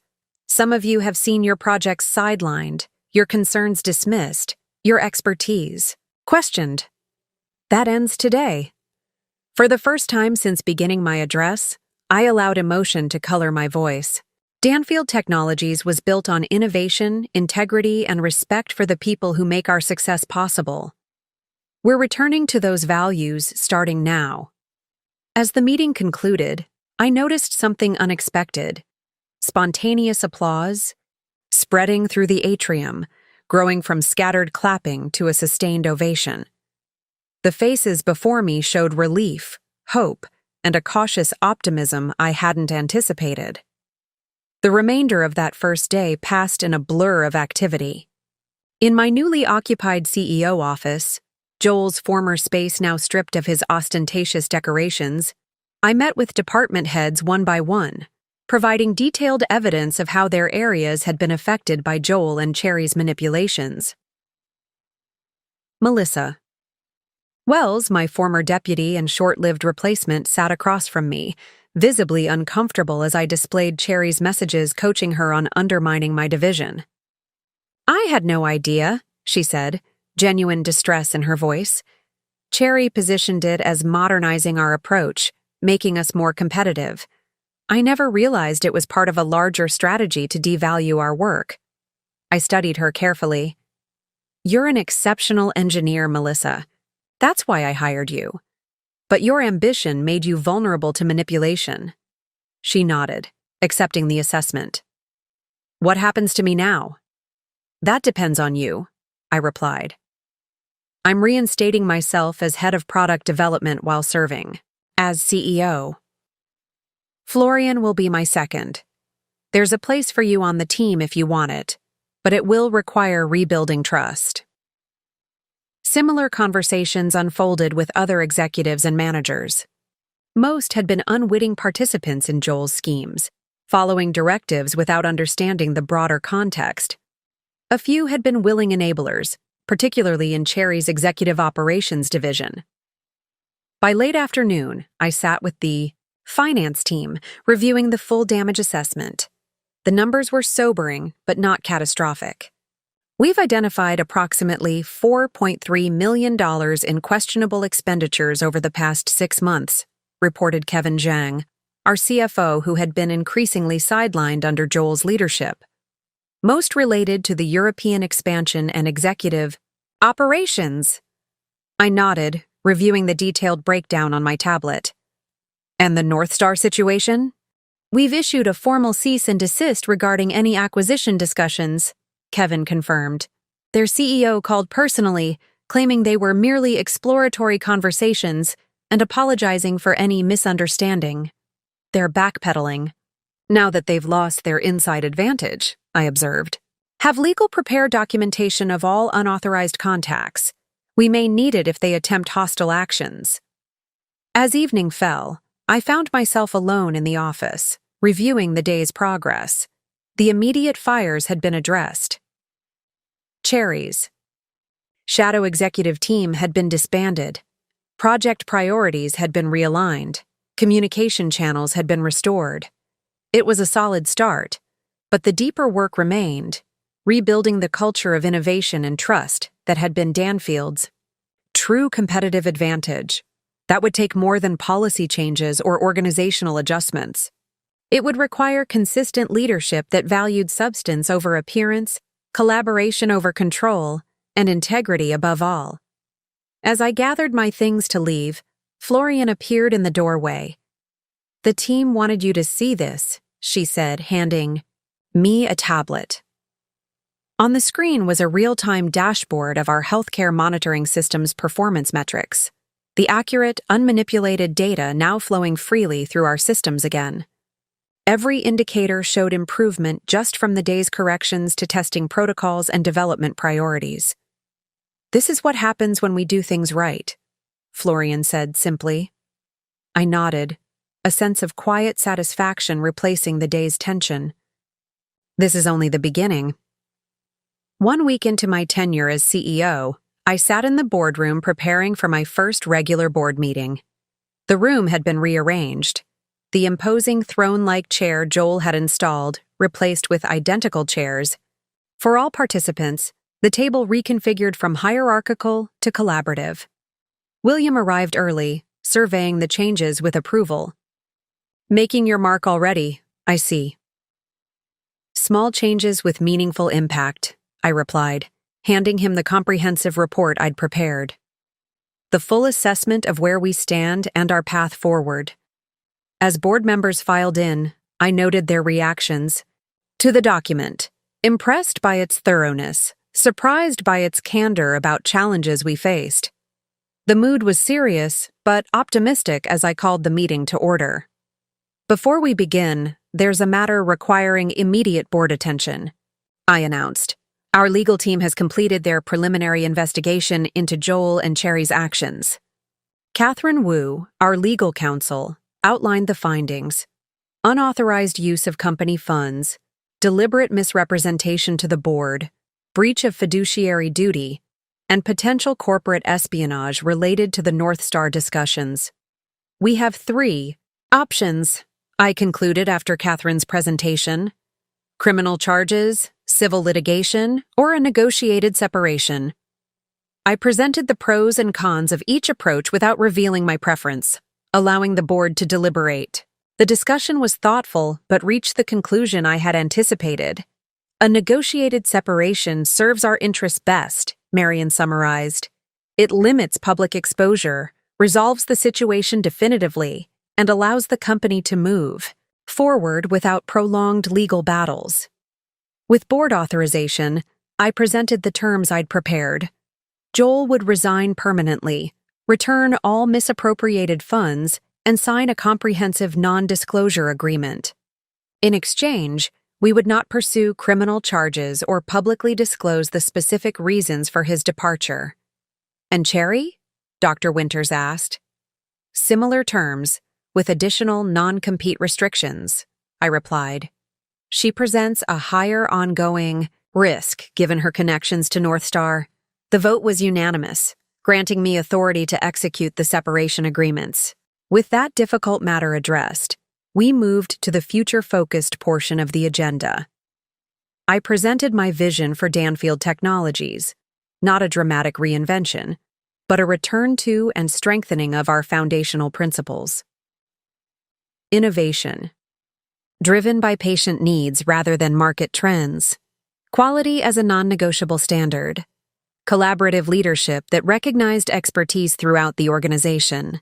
The healthcare monitoring system will remain our flagship initiative, I explained, displaying the development timeline I'd restored. With proper resources and focus, we can accelerate the final regulatory approval while maintaining our quality standards. As I outlined specific strategic initiatives, I could see the board's growing confidence, not just in me, but in the company's direction. The uncertainty of recent weeks was giving way to clarity and purpose. Finally, I said, approaching the meeting's conclusion, I request that my position be changed from interim to permanent CEO, effective immediately. The vote took less than a minute. Unanimous approval. William smiled as he cast his supporting vote. The right person is finally in the right position. I nodded my thanks, acutely aware of the weight of responsibility I'd just officially assumed, and the opportunity to lead the company as it always should have been led. The negotiation with Joel took place in a neutral location, a conference room at his attorney's office downtown. I arrived with Catherine Wu and our outside counsel, prepared for resistance despite the board's unified position. Joel sat across the polished table, his appearance restored to its usual polished perfection, though shadows beneath his eyes betrayed the strain of recent days. His lawyer, an aggressively confident man in an expensive suit, flanked him on one side. Surprisingly, no sign of Cherry. Let's be clear about the situation, his attorney began. My client disputes the characterization of his actions and maintains that his leadership decisions were made in the company's best interest. I let Catherine handle the initial legal posturing while studying Joel. He avoided my gaze, his expression, a carefully constructed mask of professional detachment.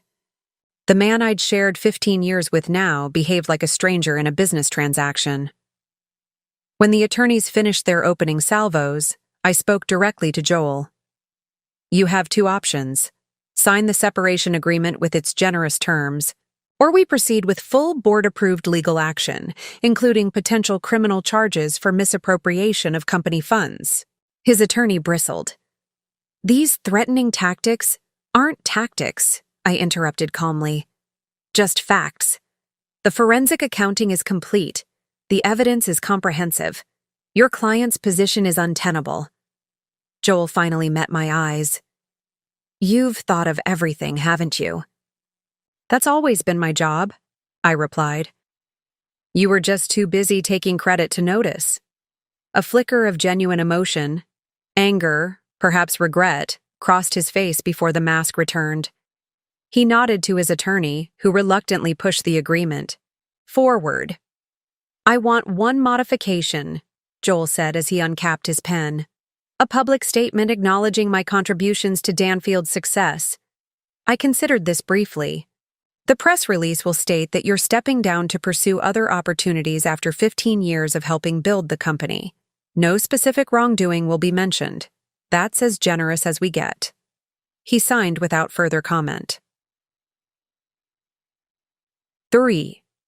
Next day, I called a meeting with those who'd been most affected by Joel and Cherry's actions, the core product development team that had weathered the systematic undermining of their work. The separation agreements are signed, I announced to the assembled engineers. Joel and Cherry are officially gone. Now we rebuild. Florian spoke for the group. What about the organizational changes they implemented? The reassignments, the sidelined projects, the compromised standards? We're conducting a comprehensive review, I explained. Some changes were actually beneficial and will remain. Others will be reversed immediately. I need each of you to provide your assessment of what's working and what isn't in your areas. And the people they brought in? Someone asked. Cherry's connections who got positioned throughout the company? Everyone will be evaluated on merit and contribution, I said firmly. No mass purges, no guilt by association. Those who demonstrate competence and integrity stay. Those who don't will be transitioned out appropriately. I moved to the whiteboard, outlining the priorities for the next 30 days, restoring proper development protocols, reestablishing quality standards, rebuilding collaborative processes across departments, and accelerating our healthcare monitoring system toward FDA approval. This won't be easy, I acknowledged. There's damage to repair, not just to projects and processes, but to trust. That will take time and consistent action.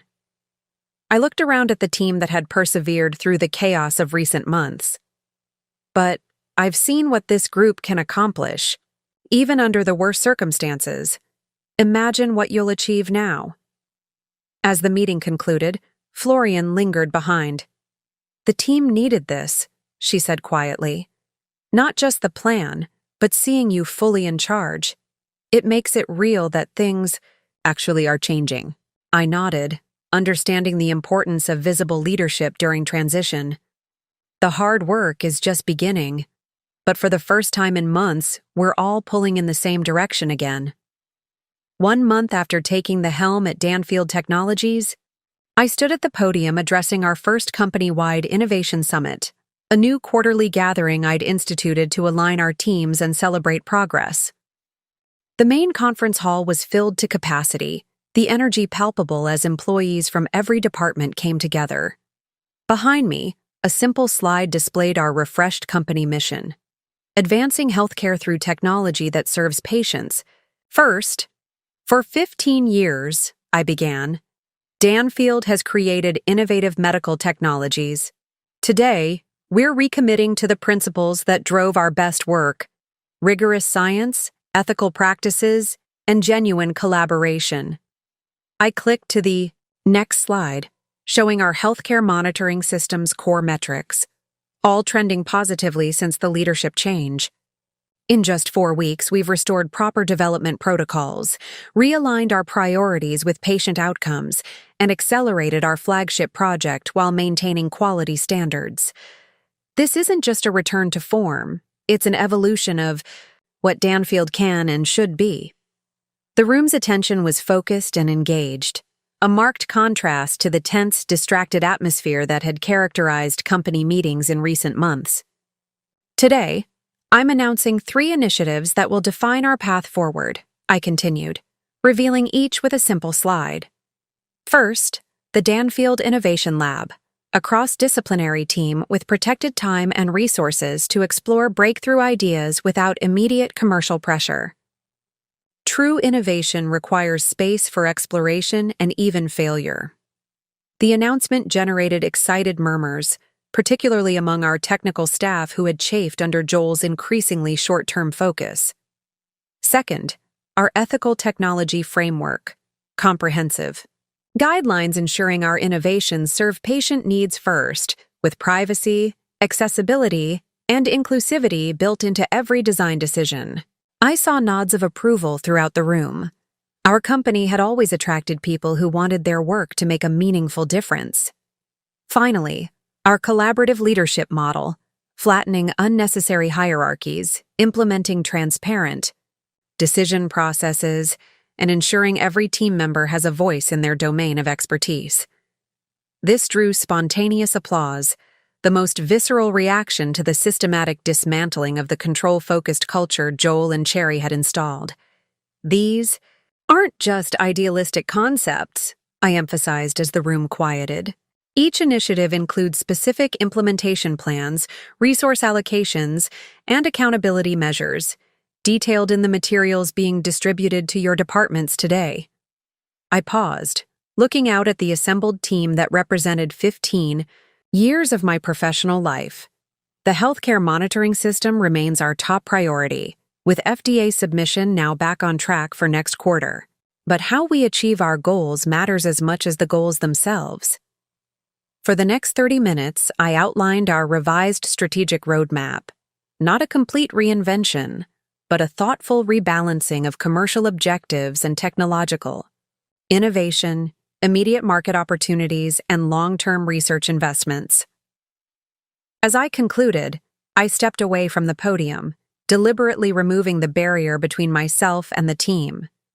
I've always believed Danfield's greatest strength is the people who make innovation possible, the engineers solving seemingly impossible problems, the quality teams ensuring patient safety, the support staff keeping everything running smoothly.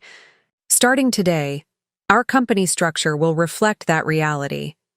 I gestured to the executive team seated in the front row. Leadership exists to remove obstacles, provide resources, and create the conditions for your best work. My door is always open, not just as a saying, but as a practice. The summit transitioned to breakout sessions where teams could engage directly with the new initiatives, ask questions, and begin implementation planning. As I moved through the groups, the change was tangible: energy replacing resignation, collaboration overtaking competition, purpose reconnecting with passion. Danfield Technologies wasn't just surviving its leadership crisis. It was being reborn, stronger and more aligned with its original mission than ever before. 3 months. Into my leadership of Danfield Technologies, the transformation was becoming evident not just in policies and projects, but in people. The executive floor, once an isolated kingdom under Joel's reign, now buzzed with collaborative energy as barriers between departments dissolved. Most surprising was Melissa Wells, my former deputy whose ambition had made her vulnerable to manipulation by Joel and Cherry. After our frank conversation on my first day as CEO, I'd offered her a choice: leave with a fair severance or rebuild trust in a redesigned role focusing on her technical strengths. She'd chosen to stay, accepting a position leading our newly formed regulatory innovation team, a critical function, but one step removed from the advancement track she'd previously pursued so aggressively. Today, she stood in my office doorway with an unexpected request. "I'd like your feedback on something," she said, placing a document on my desk. "It's a comprehensive analysis of how our monitoring system could be adapted for pediatric patients, a market we've never fully explored." I scanned the proposal, impressed by its thoroughness and creativity. "This is excellent work, Melissa. When did you find time for this?" "Evenings, weekends," she admitted with a small smile. I needed to remind myself why I became an engineer.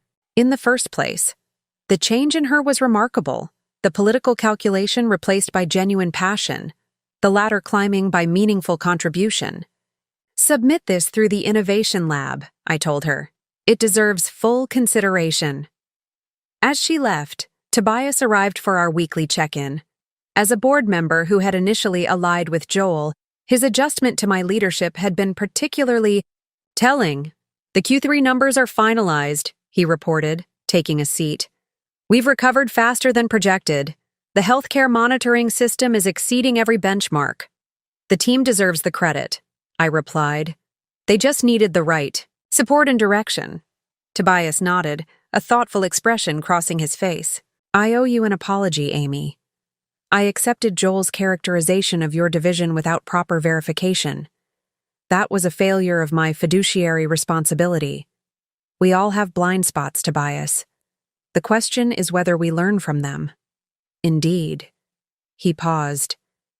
The other board members and I have been discussing governance improvements to prevent similar situations in the future. More robust information verification, balanced reporting requirements, direct access to department heads beyond the CEO's, filtering. His evolution from Joel's ally to a more diligent, independent board member represented exactly the kind of systemic improvement the company needed. Even more unexpected was the transformation in our executive suite's physical environment. The imposing mahogany furniture and status symbols Joel had favored were gone, replaced by a flexible, collaborative space where teams could gather easily. Florian had taken the initiative to convert the rarely used executive conference room into an innovation hub, walls covered with whiteboard paint, comfortable seating arranged for conversation rather than hierarchy, and most importantly, engineers and executives working side by side without artificial barriers. I watched through the glass wall as she facilitated a problem-solving session, bringing together perspectives from different disciplines with natural authority and inclusive leadership. Her growth from technical expert to emerging leader had accelerated once her talents were recognized and supported. Perhaps most telling was the evolution in William. Though he maintained his board chairman role, his approach had shifted from patriarchal oversight to genuine partnership. Today we met not in a formal setting but over lunch in the company cafe, discussing future possibilities with renewed energy. "I haven't seen the company this aligned since our early days," he observed, watching teams interact around us. "There's something powerful about having leadership that understands both the technology and the human elements." "It's not just me," I pointed out. "It's what happens when people feel valued for their actual contributions rather than their position or connections." William nodded, a hint of wistfulness in his expression. "I wish I'd recognized sooner what was happening with Joel. Perhaps if I'd been more attentive." "We all missed signs we should have seen," I said gently. "What matters is learning and moving forward." Around us, Danfield Technologies was doing exactly that, evolving into the company it was always meant to be. 6 months marked a meaningful milestone in my leadership of Danfield Technologies. On this crisp autumn morning, the executive team gathered to review our comprehensive progress report before sharing it with the full company. "The healthcare monitoring system received final FDA approval yesterday," Florian announced, unable to suppress her smile. 3 weeks ahead of our revised schedule with 0 compliance issues flagged." Applause broke out around the conference table. This wasn't just a product approval, it was validation of our renewed commitment to excellence. The quarterly financial results told an equally compelling story. After the initial disruption following Joel's departure, we'd not only stabilized but exceeded projections across all major metrics. Our stock had recovered its losses and climbed to an all-time high as market analysts recognized the company's strengthened foundation. "The organizational health assessment shows the most dramatic improvement," noted our new HR director, displaying comparative results from before and after the leadership change. Employee satisfaction had increased by 47%. Turnover had dropped from concerning levels to well below industry average. Internal innovation submissions had tripled. "We've retained 94% of the technical talent that was at risk of departure," she continued, "including all of our most senior engineers." The transformation extended beyond numbers and metrics. Walking through the building, I could feel the difference. In energy, collaborative discussions replacing guarded interactions, cross-functional teams solving problems together, a renewed sense of purpose visible in how people approached their work. Most gratifying was the impact on our actual users. The first patients to receive our healthcare monitoring system were already reporting life-changing improvements in managing chronic conditions. Medical professionals praised the intuitive design and reliable performance, attributes that had been compromised under Joel's push for flashier but less functional features. In a quiet moment between meetings, William joined me by the window overlooking the Seattle skyline. "You've accomplished more in 6 months than most CEOs achieve in years," he observed. "The foundation was always there," I replied. We just needed to remove the obstacles and realign with our core purpose. He nodded thoughtfully. Joel called me last week? This surprised me. Joel had maintained absolute silence since signing the separation agreement. What did he want? To tell me he's accepted a position with a startup in Boston. William's expression was complex, the lingering disappointment of a father tempered with cautious hope. He sounded different, more reflective. He asked about you. What did you tell him? The truth. That you've proven to be exactly the leader this company always needed. I turned back to the window, watching clouds drift across the Seattle sky. The company that Joel had tried to take from me was now thriving under my direction, its future brighter than ever before. Some might call it vindication. I preferred to see it as restoration, of vision, of values, of potential long deferred, but finally realized. Up next, you've got 2 more standout stories right on your screen. If this one hit the mark, you won't want to pass these up. Just click and check them out. And don't forget to subscribe and turn on the notification bell so you don't miss any upload from us.